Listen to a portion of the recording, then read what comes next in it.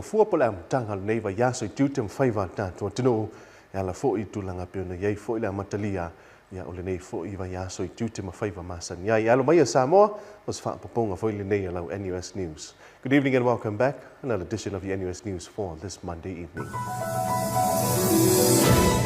The National University today held a two-day symposium on higher education, innovation and development and sign of a full memorandum of understanding with Chinese and Pacific universities. The government has been asked by the senior judge to prioritize and evaluate policies to protect children, particularly in support of the Samoa Victim Support Group's activities. Samoa today launched a 5 million tala worth of mechanization project aimed to modernize and improve agricultural productivity in Samoa, funded by the Chinese government. Sons and daughters of the village of Apia Maroons Club in Australia answered prayers for the village of much-needed oars for the village newly built Fautasi that was launched last year during the celebration of the 100 years anniversary for Apia Maroons. That's coming up on your local news.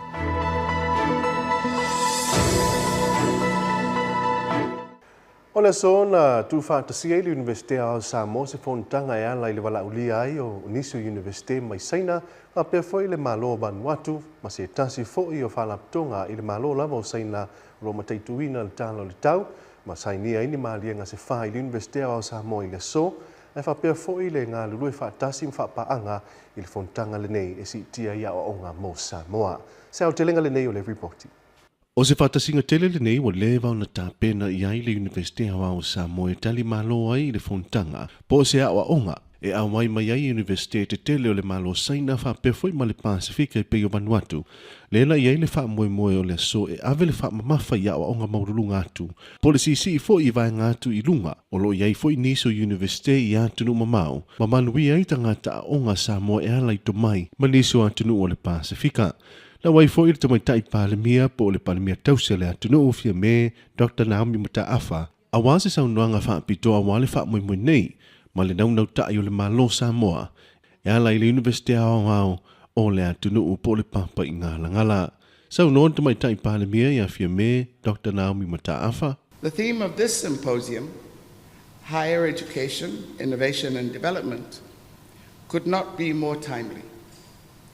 Samoa, like many small island developing states, stands at a crossroad where the challenges of climate change, sustainable development, technological transformation, and global economic shifts are both pressing and complex. We know that traditional models of education alone cannot fully meet the demands of the 21st century. Innovation must become a way of life in our higher education institutions. Innovation not only in science and technology, but also in the way we think about education itself, in how we engage with our communities, in how we integrate indigenous knowledge systems with modern research, in how we collaborate with international partners to share expertise and resources.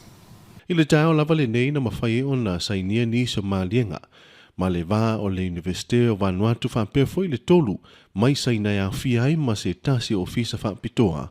I swinga o le tau a wale, mawhai o na ngā lulue whaatasi le nei tausanga, ma nisi foi o tausanga o le asau e so soni ei manatu ma o onga, mo le manui o le atinu whapea foi mapaanga o loo ngā lulue whaatasi. Sau noa tamai tai pa le mia. I noticed from the program that 4 MOUs will be signed today between the Chinese universities, research institutions, and some Pacific Island universities. I commend Liecheng University and the National University of Vanuatu, the National Ocean Technology Center of the Ministry of Natural Resources and Environment, China, the Sun Yat-sen University, and the Guangdong University of Foreign Studies for their friendship and partnership with the National University of Samoa, and by extension, with the people of Samoa. Na whamarino foi le saunoanga, a le tamaitai palemia i le au ngā ma le te leo le swinga, O le iai foi le nei mafutanga i le vā o nei universite ma le awai mai o niso universite maululunga o le malo saina. O se ata foi le manuia o niso a onga, mo alo mawhanau e whai mai. Whapea foi le whai malanga atu, i nei foi a tunu o le Pasifika, ma le malo saina, mo a onga. Let us remember that the ultimate purpose of higher education and innovation is to improve the lives of our people, to create opportunities for our youth, to build resilient communities, and to ensure that our nations can thrive in a sustainable and inclusive manner. On that note, I'm pleased to officially open the National University of Samoa, Liechong University, and Guangdong University of Foreign Studies Symposium on Higher Education, Innovation, and Development of 2025. I wish you all a fruitful and inspiring symposium. Soifua mai manuia. E lua so le nei fontanga ma o se wha moe taua mo le universite, a wale sa ili wa vanua e manui e tangata onga le atunu mai lava i mata upo fai se nisi, a ngai atu i mata upo a onga, o le a wha soa ma wha taranoa i le au sia i o nisi o la sanga maurulunga, a wale tamau a inga ai o le atunu i to mai, ma ngā waa mai nisi fo i o atunu ale lalolangi, a wase manui o Samoa e ala i taita inga lelei i upo fai le malo. Se univinga le pa, NUS News. Ua lui e le whaamsino sinia ia vui Clarence Nelson le malo ina ia ave le whaamamafa ma le toi ilo o whainga whaavae pui pui ai whanau e maise o le soaswani ngā luenga o lo whaatino e le tō manga moe pupua ngā tia. Sao te lenga le neo le reporti. O le vai aso ma vai na tawalunga i polkala me whaawau o le whaamnatuina o le lua se fulu tausanga talo na whaavae mai le tō manga moe pupua ngā tia le tunu. O le whai unga le vai aso sa whaatautea i se fontanga i to ilo ma whaamanatua i ngaluenga le whaalapa te patonga i tonu le se fulu iwa tausanga. Talu ona tautoa ma whasosoani i whai tau se lau o whanau ti nāma a inga i Samoa nei. O le whionga i le whaamasino sinia, Justice Vui Clarence Nelson o le launga na aami o se tasi fo i o paanga i pito silio na mo o mia mao ngana na fo i pito la au i le sao le to o manga mo le atunu. I le saunanga vui nei o toi o ai i le tausanga na whaavai mai e le nei whaalapo te patonga i le atunu. Ai mai solo i tau sa tau whainga tai o na whaavai le to o manga pe a fuai ai le vai mamao ma le miti sa whaavai ai o se lu i tau whainga tā tele. Ma o sauanga o se mata upo ma ali ali. 20 years ago, 2005, that woman sitting over there in yellow knocked on my door when I was still a district court judge. And I opened the door and I saw Lina, which we know as Mama Lina. And I said, "Oh, come in." She said, "Yes, I have something to speak to you about." So she sat down and she started talking about how this country needed a shelter for child victims of sexual assault and child victims of violent abuse. And she outlined her vision of having a huge shelter and helping many children. And I looked at her and I said, "Lina, wale angalo ulu." Because this was a huge undertaking. And we both knew the government wouldn't give us any money to do it. We had no donors, we had no money, we had nothing. All we had was a vision of a Samoa victim support organization helping children. And I said to her, "Okay, Lina, I think we're both crazy. I'll probably get fired for doing this, but let's do it anyway." That was 20 years ago. And here we are today with Samoa Victim Support and the Campus of Hope that exists, and the wonderful community and government and donor support that this organization has. And I think that's a huge, huge achievement for this country. O le whionga tu mai tai pale mea tausi o le atunu usala unga au tui le wha amoe moe o le to o manga ili aso. Sa ia wha ama mawhai le mta whai o ia mai so le langolango le malo. Inga luenga le to o manga. Whatasi ai ma awala o pui pui inga moti na ama whanau. E a fia i sa wanga i a inga. Peta i le saunoanga le whionga i le wha amsino sini ana ia wha apea ai. E le lava vai fufo ua i nei tali atu ai. Ma tafi se ai sa wanga i le atunu. Ma e mo mia le whai au i singa luenga. If so ni ai sao tahu o le to manga. I think after 20 years, I'm encouraged to hear what the Prime Minister has said about the government commitment, and I know from working with the Ministry of Women and also other ministries in the government that they are committed to assisting. But we need more than that. For example, Prime Minister, I'm sure Lina has already been whispering to you about how we need more land. The facilities are becoming overcrowded, and there is a crying and a pressing need for Samoa victim support to be given access to land to build. We have donors who want to build, but we don't have the land and the capacity. Na ia whaapopo fo i tā wa awala e pui pui ai ma atonu fo i. O le whaia o awala ma vai fo e pui pui ai le whaatupula i a peo sa wanga i le atunu. O se awala tā ua mao ngā lea e whaalu i ai se leni. Hearing him and his speech and the Prime Minister's speech talking about going forward and how there is now going to be a better focus on prevention. You know, the problem with what I do as a judge is that we are the ambulance at the bottom of the cliff. You know, the thing has already gone over the cliff. What we have to do is salvage and make sense of what's left at the bottom of the cliff. But what I think we all want to see is to stop the ambulance going over the cliff in the first place, to prevent more children like this being victims and coming to victim support. We need to look at preventive measures really long and hard, and I'm encouraged to hear that the government is promoting those kinds of initiatives, because for me, I think that's the future of victim support. Yes, we should continue to support what they do, by all means, but also we should now focus. I think our money is better spent on prevention. O le luia le whionga ia vui te tauna to ilo le tūla whono pui pui ngō whanau. Patasi ai ma le whaia leo se tūla whono mo awala whaate kunolosi. Ma le whaonga ina o penga ta whailangi. E le mō na o whanau. Ai mō tangata uma. E au fia ai ma tangata mātutua. O le isi vaenga le mafu ai o na awhia whanau. Two things I particularly advocate for.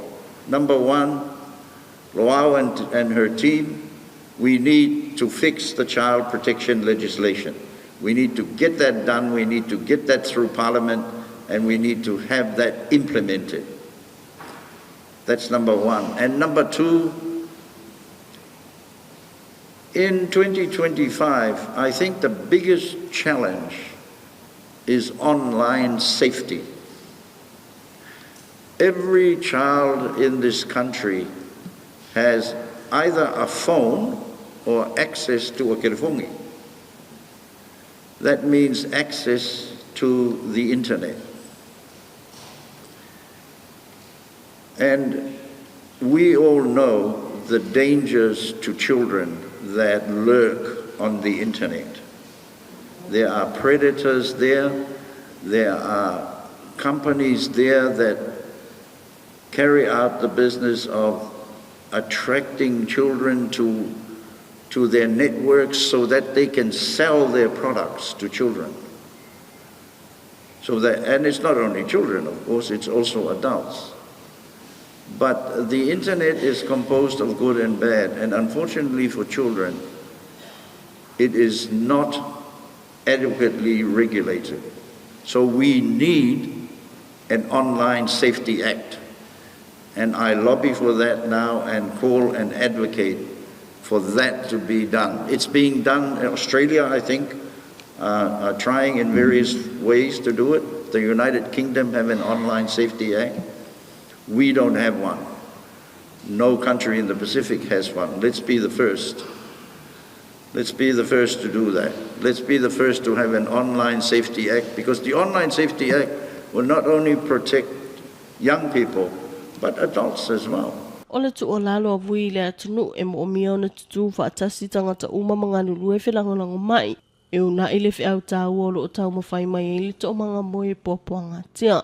Ma o le pine wha mausili o le tino mai o ngaluenga whanau iloa ma le tutu whaatasi o Samoa e te te atu ile nei wha mai o le leto iai leo ni whanau ile to mga po o le Campus of Hope. We have to do something about this, and I call and urge for consideration now of an Online Safety Act and online safety legislation.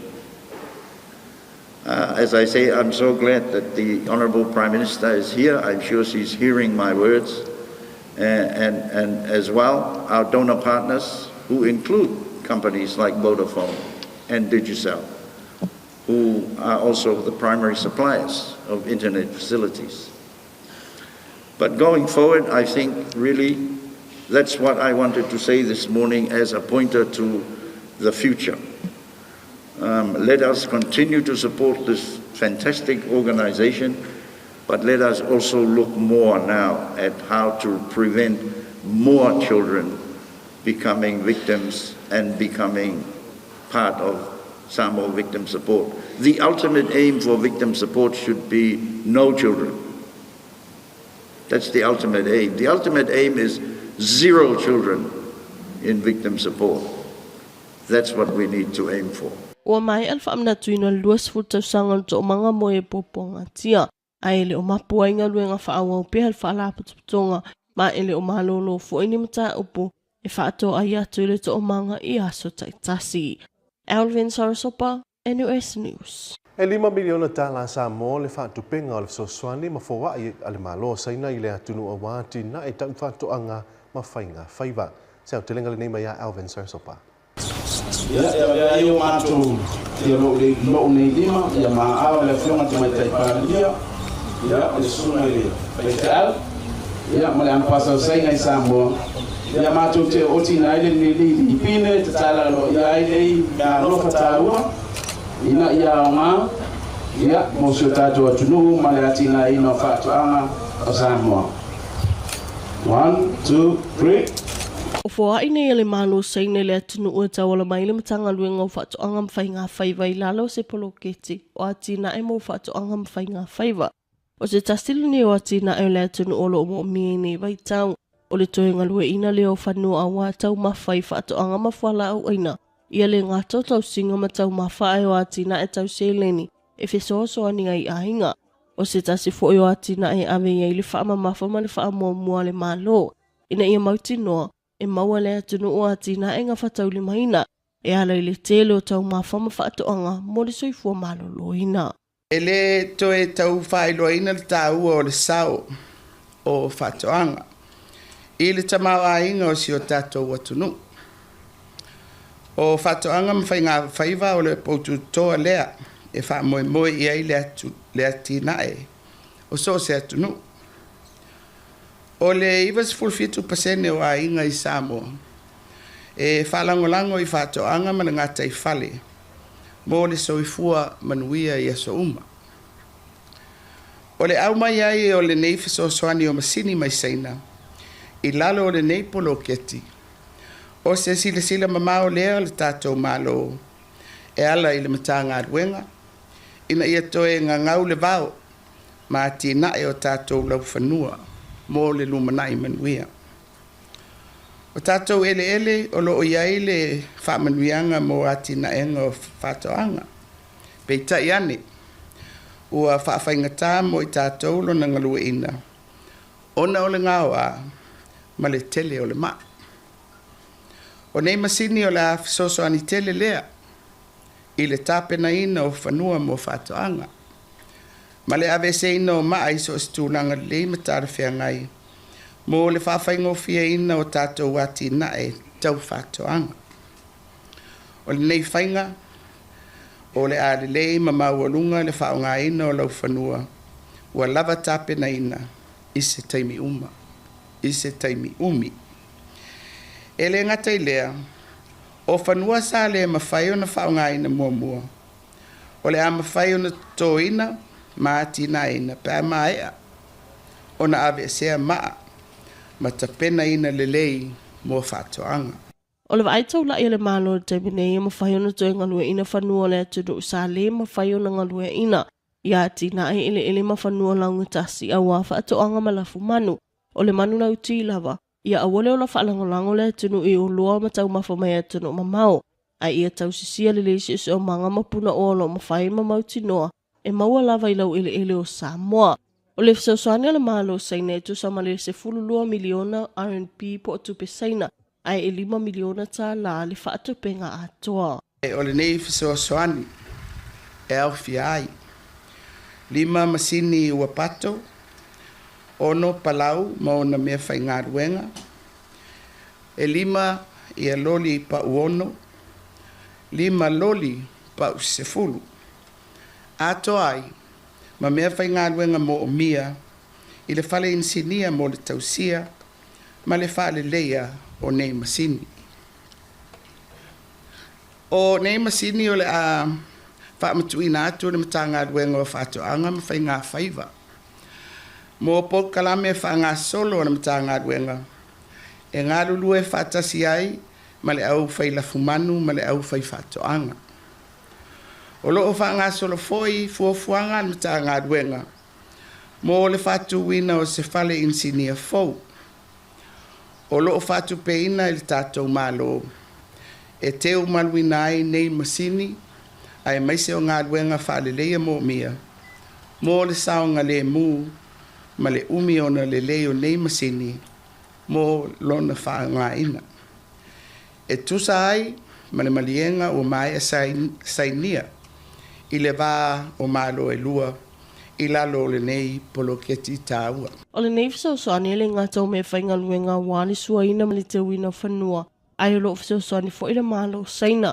E hala i le awina mai leo na tangata anu e whaia o ngā. Mo le au whainga luenga le malo i lalo le mtanga luenga o whaato angam whainga whaiva. I le whao ngai na o le telo mea whainga luenga sa foa i mai. Ua mawhaifoi na fisausoani mai le malo saina. E tauala lea i le whaamatu ina mai o lato insinia whaapitoa. E to ono. E malanga mai saina mo le tolu masina. E whaatino ai awa o ngā le au whainga luenga le mtanga luenga. O le a ngafa, ma le whaonga ina o nei masini. O le so sa whaia il sauni ngalo i e te talaire nei wha amoe moe, ma talia lo ia i le malo Samoa ta walatu le palemia tausi o le atunu. Lia sa sauno ai fia me wha awhitaia le malo saina, i ana fisosani wha awau i atina e o Samoa. I so se vahenga i le ngatoa o ngā au atina e tau whaatuanga, ma whainga whaiva e pei ona ia i le so. Alvin Sorosopo, NUS News. E silia ma le se lau awhita la Samoa na whaatupe ai se tasi o Soswani. Nisi o le awhioanga o pialo a mau i au se talia e ala. Ini foe mo le whautasi le asa whausia i le tausanga te nei a le awhioanga po le nuu pia. Seang te lenga le nei o le reporting. O le whaimalanga mai ai o le kalapo le Apia Maroons mai au se talia i le vaiaso.